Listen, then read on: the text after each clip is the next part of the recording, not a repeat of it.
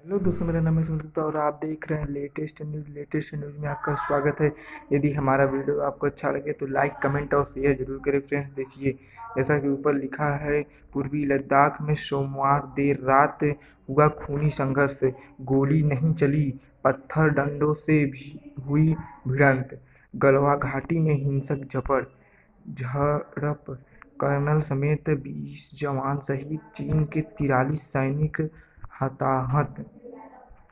45 साल बाद एलएसी पर शहीद हुए भारतीय सैनिक। भारत ने कहा, चीन ने एलएसी बदलने की हिंसक कोशिश की है। सहमति से मुकर्रा चीन एक तरफा कार्रवाई से दोनों को नुकसान। नई दिल्ली बीजिंग। पूर्वी लद्दाख में वास्तविक नियंत्रण रेखा एलएसी पर 5 हफ्ते से जारी तनातनी ने हिंसक रूप ले लिया। सोमवार रात गलवा घाटी में दोनों देशों के सैनिक के बीच हुई हिंसक झड़प से भारत के एक कर्नल सहित 20 जवान शहीद हो गए। इस खूनी संघर्ष में चीन के 43 सैनिक हताहत हुए। इसमें मरने वालों और गंभीर रूप से घायलों की संख्या शामिल है। एलएसी पर 45 साल बाद ऐसी घटना हुई। इससे पहले 1975 में अरुणाचल प्रदेश में तेलुगुला में 4 जवान शहीद हुए थे। इस हिंसक संघर्ष के बाद एलएसी पर मेजर जनरल स्तर के कमांडरों की बातचीत भी शुरू हो गई। इस बीच भारतीय विदेश मंत्रालय ने स्पष्ट कहा कि चीन ने एलएसी पर पूर्व की स्थिति में एक तरफा बदलाव की कोशिश की है, जिससे हिंसक झड़प हुई। सेना द्वारा जारी बयान के मुताबिक सोमवार को एलएसी में सैनिकों के पीछे हटने के दौरान झड़प हुई। इसमें 16वीं बिहार रेजिमेंट के कमांडिंग ऑफिसर कर्नल संतोष बाबू, हवलदार पलनी और सिपाही कुंदन ओझा समेत 20 सैनिक शहीद हो गए। सूत्रों के मुताबिक झड़प में दोनों पक्षों से गोली नहीं चली, पथराव हुआ और डंडे चले। चीनी सैनिक के राड भी चले।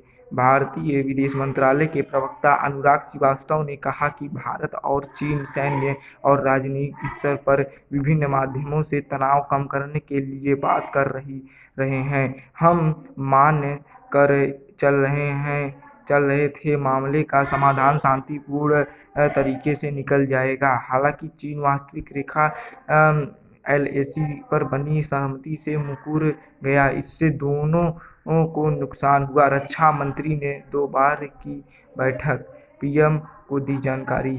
एलएसी के घटनाक्रम पर चर्चा के लिए रक्षा मंत्री राजनाथ सिंह मंगलवार को 2 बार उच्च स्तरीय बैठक की। सूत्रों के मुताबिक सरकार ने गलवा घाटी सहित पूरे इलाके में सेना बढ़ाने का फैसला किया। रक्षा मंत्री ने पीएम को भी हालत से अवगत कराया। वहीं सेना प्रमुख जनरल एम नरवणे के पठानकोट मिलिट्री बेस के दौरा रद्द कर दिया।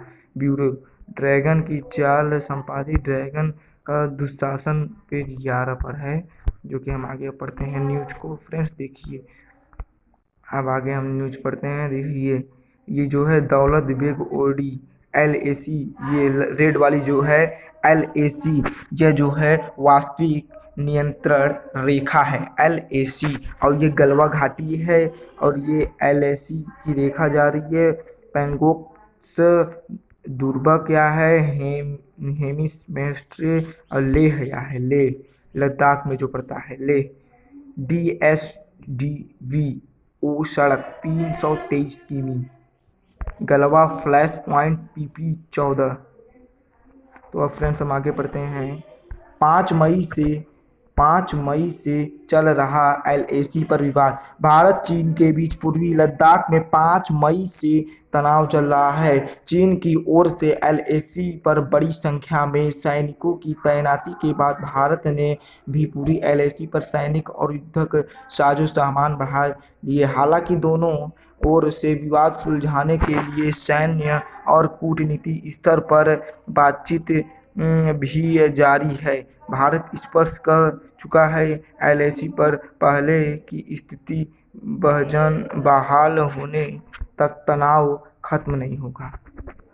दिसंबर में ही संभाली थी कमान। कर्नल संतोष बाबू की बीते साल दिसंबर में ही लद्दाख से कमांडिंग अफसर की कमान संभाली। कर्नल संतोष बाबू 16 बिहार रेजिमेंट तेलंगाना निवासी और कुंदन ओझा बिहार रेजिमेंट जवान झारखंड निवासी, बिहार रेजिमेंट जवान पलनी तमिलनाडु निवासी हैं। जो कि देखिए, अब हम आगे बढ़ते हैं इस न्यूज को। समझौते का पालन करता चीन तो इससे बच सकते थे। चीन शीर्ष स्तर पर हुए समझौते का पालन करता तो इस घटना से बचा जा सकता था। 15 जून की रात चीन की ओर से एक तरफा कार्रवाई करते हुए यथास्थिति बदलने की हिंसक कोशिश की गई। भारत सीमा प्रबंधन पर अपनी जिम्मेदारी को लेकर पूरी तरह स्पष्ट है। हम अपनी क्षेत्रीय अखंडता और समृद्धता को सुनिश्चित करने के लिए भी प्रतिबद्ध हैं। अनुराग श्रीवास्तव, प्रवक्ता, भारतीय विदेश मंत्रालय। सैनिकों की हत्या के बाद दुस्साहस चीन बोला, 2 बार हमारी सीमा में घुसे भारतीय। चीनी विदेश मंत्रालय के प्रवक्ता झाओ लिजियान ने कहा, हम भारत से तनाव कम करने पर बातचीत कर रहे थे, लेकिन सोमवार को भारतीय सैनिक ने 2 बार सीमा पार कर भड़काने वाले हमले किए।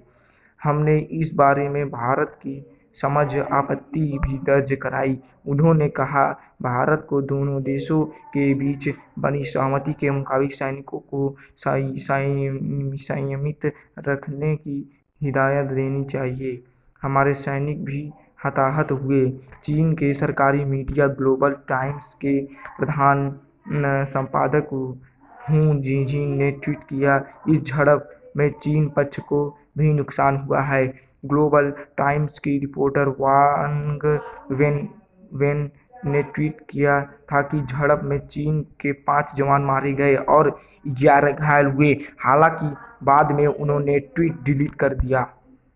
अब फ्रेंड्स देखिए, हम आगे पढ़ते हैं इस न्यूज को हम आगे पढ़ते हैं। दावा 34 भारतीय जवान लापता। झड़प के बाद भारत दिन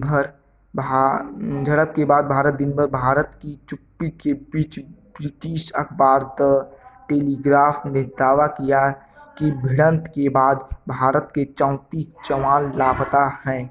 वहीं एक अन्य मीडिया रिपोर्ट के दावा किया कि पीपल्स लिबरेशन आर्मी ने उन्हें बंदी बनाया है। हालांकि दोनों देशों की ओर को इस बारे में कोई बयान नहीं आया और न ही इसकी पुष्टि हो सकी। सैन्य विशेषज्ञ के मुताबिक पिछले 17 वर्षों में भारत ने श्योक पलवा घाटी होते हुए दौलत बेग औड़ी हवाई अड्डे तक 215 किलोमीटर लंबी सड़क बनाई है। सड़क देखिए फ्रेंड्स, कुछ हमें समझ में नहीं आ रहा है, इतना छोटा लिखा है। एक्साई चीन की सीमा से सटी है। ये क्या लिखा है, घाटी में सड़क कुछ ऐसे पॉइंट से गुजरती है जहां से भारत तिब्बत पर नज़र रख सकता है। यही बात चीन को पसंद नहीं आ रही। दरअसल 1962 के युद्ध के दौरान कुछ समझ में नहीं आ रहा है, हम इसे छोड़कर आगे बढ़ते हैं। जी हाँ, इसे हम छोड़कर आगे बढ़ते हैं। भारत पिछले कुछ सालों से पूर्वी लद्दाख में 4 हवाई पट्टी और 66 सड़कें बना रहा है। इनमें अधिकतर हिस्से लगभग तैयार हैं। इन पर लड़ाकू विमान भी उतर सकते हैं। चीन इसे अपने लिए खतरा मान रहा है। रणनीति धोखेबाजी की रणनीति पर ड्रैगन। तो देखिए फ्रेंड्स, ये हम न्यूज़ पढ़ने वाले हैं।